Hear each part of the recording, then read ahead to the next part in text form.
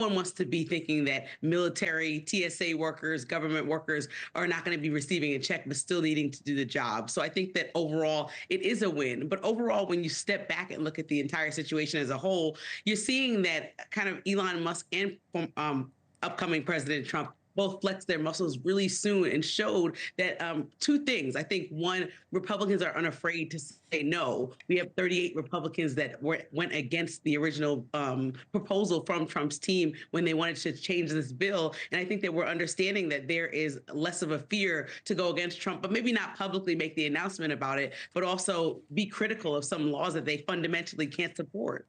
You mentioned Elon Musk. I want to talk about him in just a moment. But to your point, there's so many dynamics at play here. Trump said it would be better to let the government shut down under Biden's watch. Like you said, ultimately 34 Republicans voting against the final bill. Talk to us about what this could mean for legislation in 2025.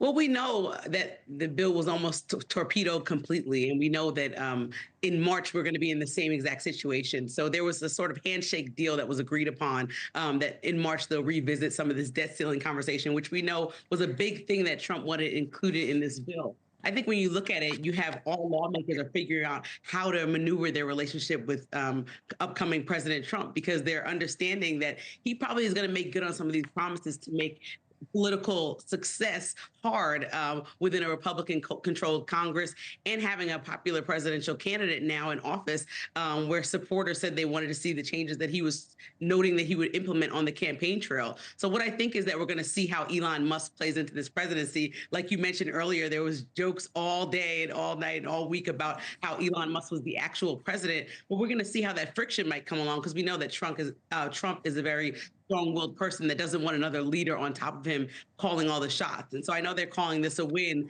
but if you look and pull through the bill, it really peeled back to the actual meat of it is actually funding government programs, providing aid to farm workers. But there's a lot that got left out, and still so much that needs to be done, including that debt ceiling that Trump wanted to be raised. It's going to be right back on the table in the spring. Absolutely, in March. So NewsNation's Blake Berman talked to Republican Congressman Eric Burlington of Missouri about why he voted against Trump and essentially Musk last night. Here's what he said. I'm sticking to what my district sent me up here to do, which is return to some level of fiscal sanity. And right now, this isn't it. And so I'm going to continue to vote my conscience and vote my district. And I will do everything I can to fight for Donald Trump's agenda within that framework. All right. So your thoughts on how House GOP will work with Trump come January?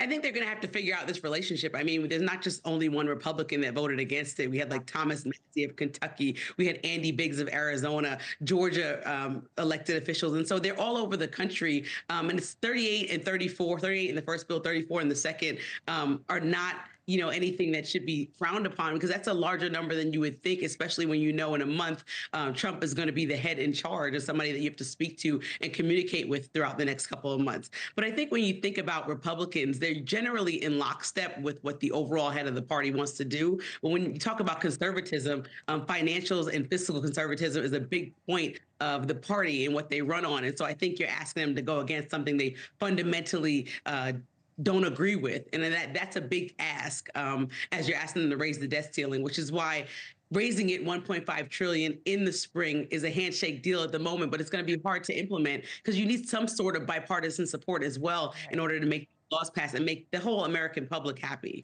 Let's talk about the future of Speaker Mike Johnson. The past few weeks, he's seemed lockstep with the president-elect. The Freedom Caucus, however, saying he doesn't have what it takes to lead. Your thoughts? Do you think he's going to survive this?